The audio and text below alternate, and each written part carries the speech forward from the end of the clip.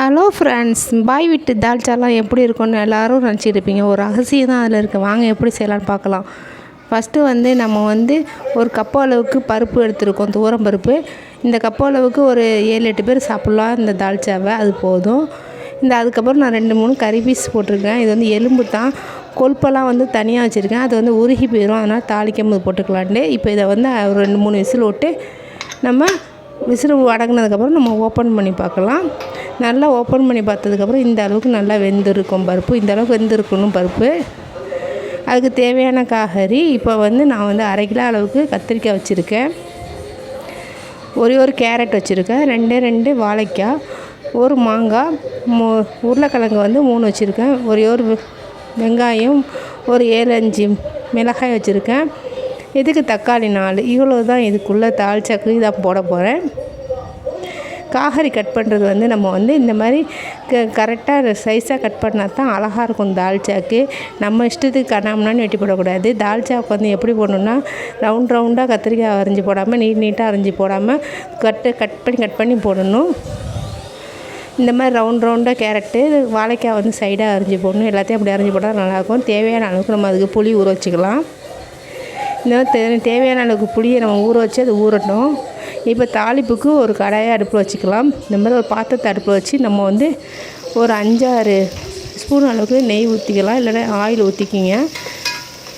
Oil நல்லா சூடு வந்ததுக்கப்புறம் நம்ம பட்டை, கிளம்பி, ஏலக்காய், ஒரு வெங்காயம் வச்சுருந்தோம்னா அதை கட் பண்ணி அதை போட்டு நல்லா வதக்கிக்கலாம்.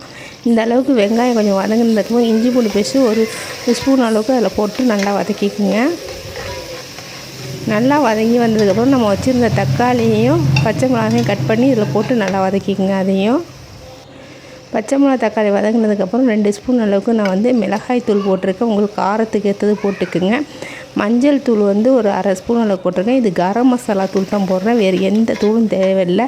நம்ம பாய் வீட்டில் மணக்க தால்ச்சா வைக்கிறதுக்கு ரகசியமே இதில் போடுற கரம் மசாலா தான். அதுக்கப்புறம் கொழுப்பு இதில் போட்டிருக்கேன். நம்ம ஏற்கனவே 2 முள் போட்டு இதில் பருப்பில் வேக வச்சுருந்தோம். ஏன்னா இது கொழுப்பு கரைஞ்சி போயிடும், அதனால் நம்ம தாளிக்கும் போதே போட்டுக்கலாம். அதுக்கப்புறம் கட் பண்ண காய்கறி எல்லாத்தையும் போட்டு தண்ணி தேவையான அளவுக்கு ஊற்றிக்குங்க.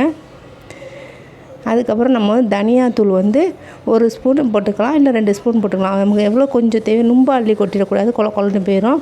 நான் 1.5 ஸ்பூன் போட்டிருக்கேன். அதுக்கப்புறம் தேவையான அளவுக்கு உப்பு போட்டு கலரி விட்டு நல்லா இதை கொதிக்க விட்டு நல்லா வேக விட்டுடணும். இந்த அளவுக்கு நல்லா வெந்ததுக்கப்புறம் நம்ம வச்சுருந்த புளி கரைச்சலை இதில் ஊற்றிக்கலாம். அப்படியே திக்கலாக கரைச்சி ஊற்றிக்கலாம். நல்லா ஒரு கரை கரைச்சா போதும், நல்லா திக்காக டைட்டாக கரைச்சி ஊற்றிக்கலாம். நான் ஒரு முடி தேங்காவை அரைச்சி வச்சுருந்தேன், அதையும் அந்த பருப்போடு ஊற்றி நல்லா கலரிக்கலாம். பருப்பில் வேகாமல் இருந்துச்சுன்னா இந்த மாதிரி கையை வச்சு பனைஞ்சி விட்டுக்குங்க. பனைஞ்சி விட்டதுக்கப்புறம் நம்ம வெந்திருக்கா காய்கறி எல்லாத்தையும் நல்லா கரெக்டாக வெந்திருக்கான்னு பார்த்ததுக்கப்புறம் நம்ம வச்சுருந்த இதை ஊற்றிக்கலாம். பருப்பு எல்லாத்தையும் சேர்த்ததை வச்சு ஊற்றிக்கலாம். ஊற்றி நல்லா இந்த மாதிரி கலந்து விட்டுக்குங்க. இப்போ உங்களுக்கு எல்லாம் கரெக்டாக இருக்கா, புளி எல்லாம் கரெக்டாக இருக்கான்னு பார்த்துக்குங்க. இந்த ஸ்டேஜில் நல்லா கொதி வந்ததுக்கப்புறம் தான் இதில் மல்லித்தலை போடணும். மல்லியும் புதினாவும் போட்டு கருவேப்பிலையும் போடணும். கொதி வரத்துக்கு முன்னாடி போடக்கூடாது. நல்லா கொதி வந்ததுக்கப்புறம் போட்டதுக்கப்புறம் மாங்காய் அதில் போட்டோன்னு வச்சுங்களேன், நல்லா கொதி நல்லா மணக்க ஆரம்பிச்சிடும். நல்லா தால்ச்சா அப்படியே கொதிக்கும் போது அவ்வளோ வாசடிக்க சாப்பிட்ணும் போல் தோணும்.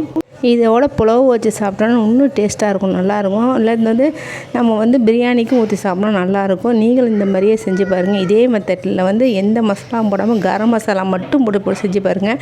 கரம் மசாலா இது மட்டும் போட்டு செஞ்சு பாருங்கள், சூப்பராக இருக்கும், டேஸ்ட்டாக இருக்கும். பிடிச்சிருந்தால் லைக் பண்ணுங்கள். நம்ம சேனலை மறக்காமல் சப்ஸ்கிரைப் பண்ணிக்கோங்க. தால்ச்சாக்கு ஒரு லைக்கை தட்டி விட்டுருங்க. ஓகே ஃப்ரெண்ட்ஸ், பாய்.